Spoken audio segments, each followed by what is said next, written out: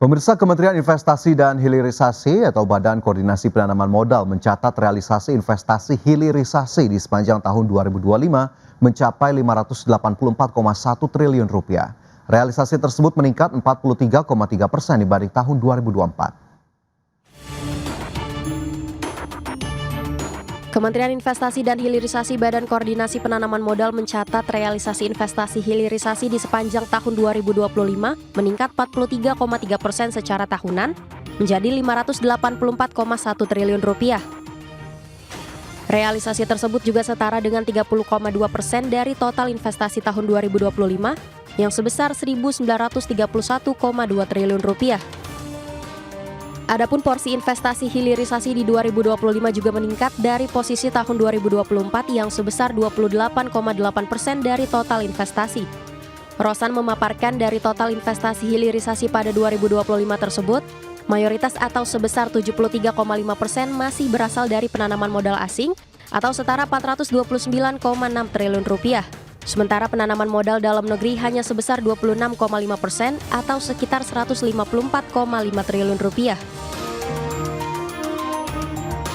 BKPM mencatat investasi hilirisasi pada 2025 dari sisi lokasi masih didominasi investasi di luar Jawa dengan porsi 71,1% atau sekitar 415,4 triliun. Kemudian investasi hilirisasi di Jawa tercatat sebesar 28,9% atau sekitar 168,7 triliun rupiah.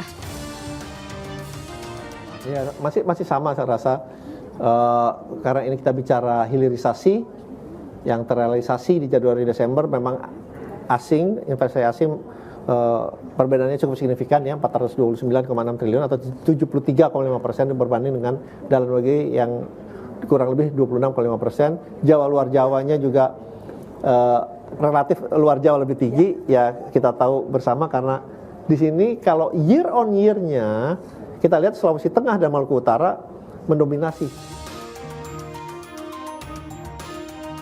BKPM juga mencatat investasi hilirisasi sepanjang tahun lalu turut berkontribusi terhadap kenaikan penciptaan lapangan kerja baru, di mana sepanjang 2025, realisasi investasi secara keseluruhan telah menciptakan 2,7 juta lapangan kerja atau naik 10,4% dibanding tahun 2024. Jakarta, Tim Liputan IDX Channel. Dan pemirsa, untuk membahas tema menarik kita hari ini, kebut hilirisasi demi target investasi dan pertumbuhan ekonomi 2026, sudah bergabung bersama kami dengan Bapak Osko Olfriadi Letunggamu, Kepala Badan Pembinaan Organisasi dan Keanggotaan Asosiasi Penambang Nikel Indonesia APNI, dan juga Bapak Yayan Satyakti, Pengamat Ekonomi Energi Universitas Pajajaran. Bapak-bapak, terima kasih sudah bergabung di Market Review hari ini. Sehat ya Pak? Sehat, alhamdulillah. Baik, berbicara soal tema kita hari ini Bapak, kita lihat kebut hilirisasi demi target pertumbuhan ekonomi. BKPM juga tadi sudah merilis data di tahun 2025 lalu, capaian investasi hilirisasi yang memang menyebutkan ada kenaikan. Tapi mungkin dari pelaku industri terlebih dahulu, saya ingin ke Pak Osko terlebih dahulu. Apakah kemudian data investasi hilirisasi tahun 2025 lalu sejalan juga dengan industri hulu dan juga hilir nikel di Indonesia tahun lalu? Ya, kalau dari tahun 2025 itu kita menyebutnya adalah fase konsolidasi dan juga normalisasi setelah ekspansi besar di tahun 2023 sampai 2024. Kalau di 2024 kita lihat gelombang investasi dan kapasitasnya masih sangat agresif. Nah, sedangkan di 2025 lebih banyak pada fokus pada stabilitas operasi dan juga efisiensi serta kualitas produk. Nah, di hulu tata kelola produksi makin diarahkan supaya pasokan lebih terukur dan tidak oversupply sehingga menekan harga. Sedangkan di hilir kita terjadi pergeseran orientasi dari sekedar tambah kapasitas ke peningkatan efisiensi, cost yang kompetitif dan juga diversifikasi dari produknya. Jadi secara umum ekosistem memang makin matang, tapi tekanan global seperti harga komoditas, biaya energi, logistik, suku bunga membuat pelaku industri lebih selektif. Jadi 2024 itu tahun ekspansi, 2025 itu tahun konsolidasi. Ini memperkuat fondasi agar hilirisasi tidak hanya besar, tapi juga efisien dan juga berkelanjutan. Oke, baik. Jadi memang tahun konsolidasi. Tapi kalau lihat dari angka produksi atau penyerapannya di pasar, ini masih cukup oke nggak Pak Oslo di tahun 2025 lalu? Ya, sangat-sangat oke gitu ya. Sehingga ini kan terkait dengan hilirisasi ya yang mengubah struktur pasar dari ekspor bahan mentah menjadi penyerapan yang benar-benar domestik ya lewat smelter dan juga industri lanjutannya. Ini meningkatkan nilai tambah di dalam negeri serta menciptakan juga permintaan yang lebih stabil dari produksi hulu. Ini mempunyai multiplier effect ya, seperti terciptanya lapangan pekerjaan, jasa logistik, engineering, hingga kawasan dari industri. Namun Ya. agar penyerapan maksimal memang perlu sinkronisasi, produksi tambang, kapasitas smelter, listrik energi, pelabuhan, serta kepastian dari regulasi. Oke, jadi memang hulu hingga hilir ini harus sinkron agar kemudian tadi lebih optimal, lebih maksimal begitu ya dalam hal penyerapan ataupun pengembangan. Saya ingin ke Pak Yayan begitu. Pak Yayan, kalau kita lihat tadi data BKPM menyebutkan investasi hilirisasi ini naik begitu ya, bahkan double digit. Tapi kalau kita gali lebih lanjut, apa saja detail-detail atau hal-hal yang perlu kita cermati Pak Yayan dari data yang diungkap BKPM tersebut?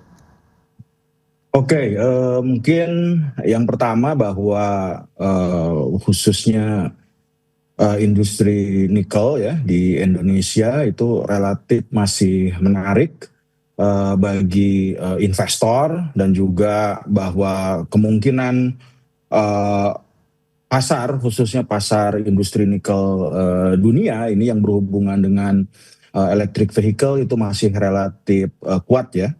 Walaupun kalau kita lihat bahwa Indonesia itu akan memangkas supply agar harga dari nikel itu kita bisa balik lagi di kisaran sekitar 18 sampai dengan 20 dolar per ton ya. Nah, jadi di sini eh, pada tahun ini itu diharapkan bahwa adanya stabilisasi harga, atau saya menyebutnya dari oversupply itu kembali menjadi tight equilibrium.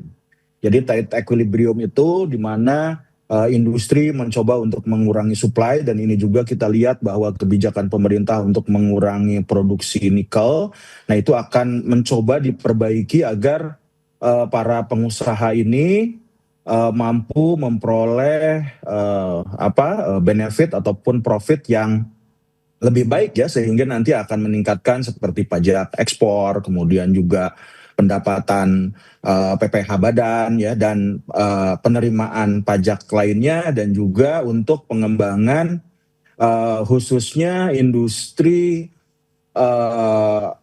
hulu lainnya, misalkan seperti pembangkit dan lain-lain ya, di mana kalau kita lihat bahwa dengan melihat banyaknya ketidakpastian global dengan kondisi seperti ini ya, di mana pada saat ini kita rawan sekali dengan ketidakpastian terhadap harga-harga, khususnya inflasi global, kemudian juga ada industri-industri yang mungkin ya kita sangat rentan sekali, misalkan seperti terjadinya perang misalkan.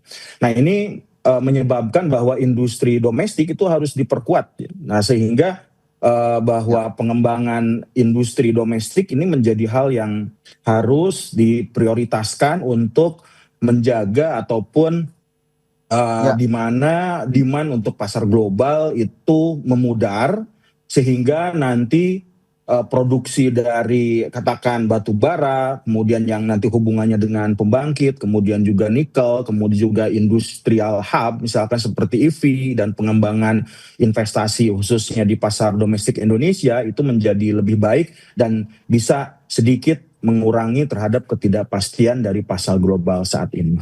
Oke, kalau kita lihat dari angkanya sendiri, Pak Yayan, porsi investasi hilirisasi ini meningkat ke 30% tahun lalu. Apakah ini menggambarkan wujud konsistensi kebijakan hilirisasi Presiden Prabowo di pemerintahan yang memang ini masih masuk menjadi agenda utama soal hilirisasi, Pak Yayan? Saya kira ya bahwa kita sebagai salah satu produsen nikel ya, dan juga kita ketahui bahwa para investor-investor ini ingin datang ke Indonesia itu untuk mengembangkan proses khususnya industrialisasi ataupun hilirisasi dari produk-produk ini, dan juga produk-produk critical minerals lainnya. Nah, kita ketahui bahwa critical minerals ini pada saat ini itu adalah hal yang sangat seksi ya. Kita ketahui bahwa kenapa Trump ingin menguasai Greenland, karena mereka memiliki potensi critical minerals, dan kita juga kan sudah ada kan tahun kemarin kalau tidak salah ada Trump deal khususnya yang reciprocal tarif bahwa Amerika Serikat akan masuk ke Indonesia untuk mengembangkan critical minerals. Jadi kalau kita lihat bahwa dari sisi struktur regional demand ya, ini yang sekarang itu relatif kuat, misalkan walaupun Tiongkok itu misalkan seperti adanya uncertainty dari sisi trade hub ya, tetapi dia masih relatif kuat. Kemudian Amerika Serikat dan Uni Eropa juga mereka mengembangkan clinical ya, dan juga ada Korea Selatan dan Jepang yang juga untuk mengembangkan high pressure acid leach ya, di mana pengembangan electric vehicle ini itu memang menjadi walaupun dalam kondisi uncertain, tapi kondisi dari permintaan industri yang berhubungan dengan critical minerals itu masih tetap relatif menarik bagi investor. Oke, masih relatif menarik. Nah, kemudian saya kembali ke Pak Osko, apakah memang masih cukup menarik atau justru ada kendala-kendala lain yang memang masih cukup sering ditemui di lapangan oleh investor atau mungkin pemain lokal, terutama untuk nikel? Dan jika kita lihat sebetulnya sebaran investasi hilirisasi katakanlah nikel ini sudah sejauh mana? Apakah masih di Sulawesi Utara dan Maluku saja, Pak Oslo? Iya, jadi ini dari pertama yang harus di-improve ya terkait dengan kepastian dan juga konsistensi dari regulasi. Pelaku industri kan butuh kepastian jangka panjang seperti izin, tata ruang, standarisasi, aturan ekspor impor dan juga fiskal ya.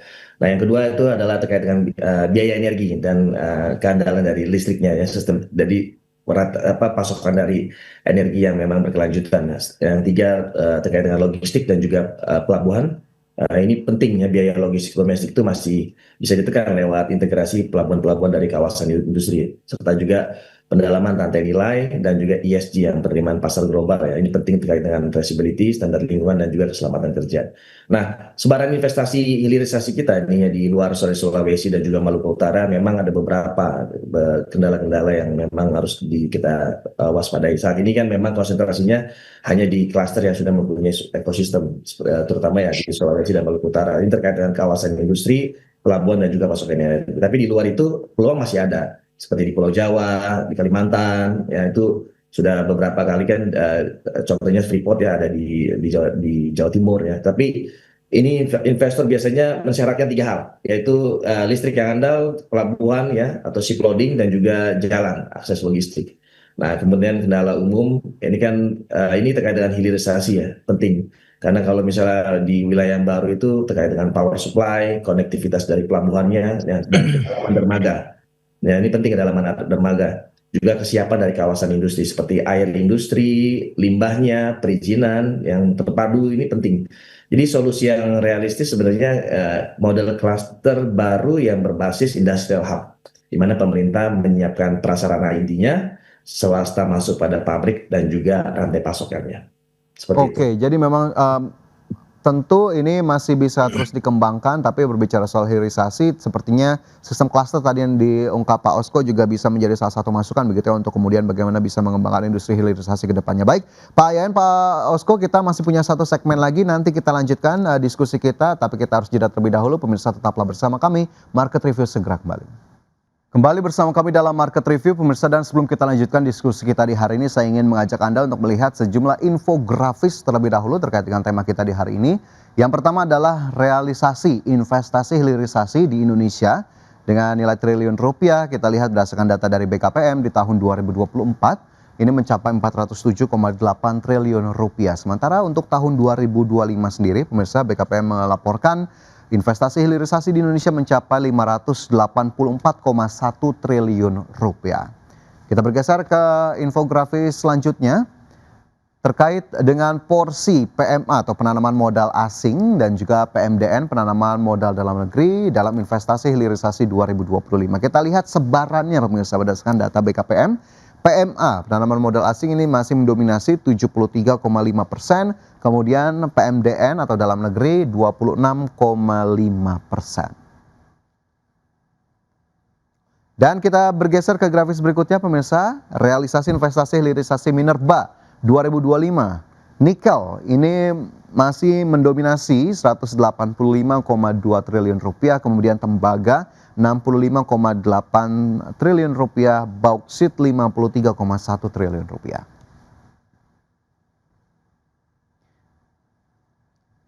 Dan kembali kita lanjutkan diskusi kita di hari ini pemirsa. Saya ingin ke Pak Yayan begitu. Lantas kalau kita lihat strategi investasi hilirisasi apa yang memang mungkin sangat tepat untuk dilakukan oleh pemerintah saat ini untuk kemudian mendorong porsi investasi hilirisasi yang lebih besar lagi di tahun-tahun mendatang? Oke, jika kita bagi ya, mungkin salah satu strategi itu ada strategi jangka pendek dan ada strategi jangka panjang ya. Nah ini untuk strategi jangka pendek, nah kita ketahui bahwa di beberapa smelter itu sudah ada yang mengalami import ya, untuk beberapa nikel yang memiliki kualitas yang tinggi dan membutuhkan itu. Nah jadi di sini diharapkan bahwa pemerintah juga untuk memikirkan bagaimana untuk membuat sistem buffer stockpiles ya. Jadi buffer stockpile ini untuk mengatur bahwa produksi itu disimpan dan kemudian dijual dan kemudian nanti kita bisa melihat sejauh mana perkembangan dari produksi dan stockpiles itu mampu masuk ke pasar internasional. Ya. Dan karena apa? Karena kita lihat bahwa jika misalkan ada sedikit halt ya itu akan misalkan ada delay dan lain-lain ya misalkan akibat permintaan itu akan terkena juga denda ya dan lain-lain. Nah jadi di sini bahwa pemerintah diharapkan itu memiliki sistem buffer stockpiles ataupun inventory management dari khususnya industri nikel ini dari hulu hingga hilir. Nah kemudian yang kedua yaitu masalah komprehensif ya financial hedging. Nah dengan adanya ketidakpastian saat ini bagaimana nih para pengusaha atau misalkan pemerintah untuk memberikan financial hedging ketika misalkan terjadi uncertainty yang saat ini dan kita ketahui bahwa dengan adanya uncertainty ini tekanan terhadap rupiah terhadap dolar itu mengalami depresiasi ya. Apalagi sekarang bahwa Amerika Serikat itu ingin menguasai ataupun ingin melakukan American Energy Dominance. Nah ini biasanya bahwa harga dolar itu permintaan dolar akan meningkat ya, kemudian juga rupiah akan terdepresiasi. Nah sehingga khususnya bagi teman-teman pengusaha itu akan mengalami masalah. Karena apa? Karena kalau misalkan ya kecuali kalau misalkan kita bisa menggunakan misalkan bilateral agreement dengan menggunakan nilai tukar lokal misalkan. Kemudian yang ketiga ini masih dalam jangka pendek maaf. Nah ini harus ada semacam dialog yang mungkin harus dilakukan secara berkala ya antara pemerintah dengan pengusaha khususnya mengenai dinamisasi dan untuk optimalisasi dari RKAB ini. Ini kan perlu direview ya, kemudian apakah misalkan nanti ada review per 3 bulan, per 6 bulan, dan kemudian bagaimana di sini perubahan harganya itu mampu untuk memberikan manfaat bagi negara dan juga bagi investor. Kemudian yang terakhir yaitu mengenai optimisasi dari prosesi dan diversifikasi produk ya. Nah di sini diharapkan bahwa smelter itu juga harus memiliki integrasi antara hulu dengan hilir untuk meningkatkan nilai tambah ya. Ini jangan sampai misalkan ketika kuotanya itu dikurangi ataupun kuotanya itu berlebih ya. Nah ini justru akan mengorbankan dari sisi industri smelter. Kemudian dari sisi jangka panjang katakan 2027 dan lain-lainnya ini harus ada diversifikasi geografis ya. Ini bagaimana kita untuk tidak hanya misalkan Tiongkok, tetapi misalkan negara-negara lainnya, misalkan di Kanada, Australia ataupun Filipina ya maupun Brazil untuk pengembangan industri, kemudian juga ada investasi misalkan seperti di digital traceability dan kemudian ESG governance.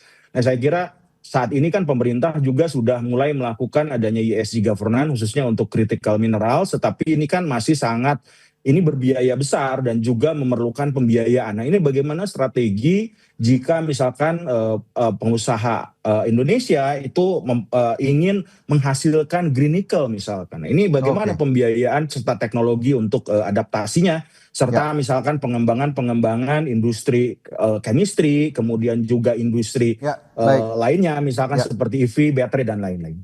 Oke, jadi memang strateginya cukup banyak terbagi tadi ya, jangka pendek dan juga jangka panjang memang bisa sangat dilakukan. Kemudian saya ingin ke Pak Osko. Pak Osko, tadi data menunjukkan investasi hilirisasi nikel memang masih cukup mendominasi. Tadi sebetulnya kuota, kemudian produksi juga sempat disinggung oleh Pak Yayan. Di tahun ini kita tahu sepertinya ada pengereman begitu ya untuk produksi nikel di tahun 2026. Lantas bagaimana APNI memandang hal ini dan sebetulnya korelasinya seperti apa dengan industri hilirisasi jika memang pengereman produksi ini dilakukan? Jadi sebenarnya bahasa pengereman itu ya seperti kayak mobil ya, direm agak lambat ya. Tapi kalau kami memandangnya bahasa yang tepat adalah kalibrasi. Sehingga ini menjaga keberlanjutan dari tambang. Memastikan pasokan kita mempunyai kualitas dan juga mendukung hilirisasi berjalan stabil. Kita memandang bahwa pengaturan produksi bukan untuk menghambat dari industrinya, tapi juga untuk menjaga keseimbangan suplai biji, kapasitas smelter dan juga permintaan global. Kalau ini tidak dibiarkan tidak terukur nih resikonya kan harga kita jadi tertekan, margin hulunya jadi turun, hingga hilirnya juga terdampak karena rantai pasoknya juga jadi tidak sehat gitu. Mungkin seperti itu. Oke, jadi memang tentu ada berbagai faktor yang dipertimbangkan sebelum akhirnya tadi mengerem atau mungkin menambah kuota produksi. Kalau kita lihat lagi kembali ke investasi hilirisasi, saya masih di Pak Osko. Lantas langkah konkret apa yang kemudian dilakukan atau disiapkan APNI untuk mendukung hilirisasi, termasuk di dalamnya ada industri nikel, untuk mendukung target pertumbuhan ekonomi pemerintahan saat ini yang memang dipatok cukup tinggi. Apa sebetulnya yang sudah dilakukan? Pertama yaitu kita sinkronisasi dari hulu sampai hilir ya. Kita mendorong platform koordinasi seperti produksi kebutuhan smelter, kualitas dari jadwal dan pengiriman sehingga supply chain dapat lebih presisi lagi. Yang kedua adalah peningkatan tata kelola dan juga kepatuhan kita. Ini mendorong standarisasi praktik good mining dan juga keselamatan kerja serta kepatuhan lingkungan supaya industri kita makin lebih bankable lagi. Nah, ini kita juga mendorong investasi yang berorientasi pada pendalaman nilai, bukan hanya smelter, tapi juga downstream yang punya lanjutannya, nilai lanjutannya yaitu seperti material baterai, komponen cadangannya, chemical, dan juga processing yang lanjutannya. Nah, penguatan SDM dan juga lokal konten juga sangat penting seperti pelatihan operator, teknisi, dan juga engineering supaya manfaat hilirisasi memang benar-benar terasa sampai ke daerah-daerah. Percepatan infrastruktur itu merupakan kunci, seperti energi yang tadi saya sampaikan, pelabuhan dan juga jalan. Ini melalui kolaborasi antara pemerintah daerah, pemerintah pusat, daerah dan juga swasta. Nah, jadi target 8% itu butuh pertumbuhan yang berkualitas. Nikel bisa menjadi salah satu mesin pertumbuhan jika hilirisasi kita makin efisien, patuh dan juga mendalam sampai ke industri turunannya. Oke, baik, terima kasih Pak Osko. Mungkin Pak Yan sedikit saja, Pak Yan singkat untuk penutup kita di sesi hari ini. Lantas bagaimana kemudian bisa menjaga upaya agar kemudian lebih konsisten dan tadi dari sisi investasi hilirisasi bisa pada akhirnya mendukung target pertumbuhan ekonomi yang cukup tinggi di era Pak Prabowo? Oke, kuncinya ada di integrasi industri ya. Jadi kalau misalkan integrasi industri dari critical minerals itu tidak efisien, maka biasanya itu akan sulit untuk berkembang dan akan sulit untuk meningkatkan produktivitas. Nah, kita ketahui bahwa jika kita ini sebagai ingin menjadi sebagai leader, maka efisiensi dan kemudian peningkatan produktivitas melalui integrasi industri hulu hilir khususnya nikel itu menjadi hal yang sangat krusial ya. Kalau misalkan menurut hitungan saya, kemungkinan bahwa multiplier effect-nya mungkin kebutuhan investasi itu lebih dari yang sekarang itu hanya 32%. Ya. Mungkin dibutuhkan sekitar 3 kalinya ya. Mungkin sekitar 60 sampai dengan 90% untuk mencapai katakan mungkin hanya 7%, tidak hanya 8%. Karena apa? Karena multiplier effect dari industri nikel itu masih relatif lebih kecil dibandingkan dengan industri batubara ataupun oil and gas. Baik, itu tentu menjadi catatan dan luar biasa begitu diskusi yang sudah kita lakukan dan kita harapkan ini bisa menjadi catatan bagi semua pemangku kepentingan terutama pemerintah yang memang ingin mengejar investasi hilirisasi atau industri ini bisa mendorong pertumbuhan ekonomi yang lebih tinggi. Terima kasih banyak Bapak Osko Olfriadile Tunggamu, Kepala Badan Pembinaan Organisasi dan Keanggotaan APNI dan juga Bapak Yayan Satyakti, pengamat ekonomi energi Universitas Padjadjaran. Terima kasih banyak Bapak-Bapak sudah bergabung bersama kami hari ini. Sehat selalu, sukses selalu untuk Anda. Terima kasih. Sama-sama, terima kasih. Dan pemirsa, 1 jam sudah saya menemani Anda dalam Market Review. Perbaharui terus informasi Anda hanya di IDX Channel, your trustworthy and comprehensive investment reference. Karena urusan masa depan harus terdepan, aku investor saham. Saya Fajar Royong pamit undur diri, terima kasih. Sampai jumpa.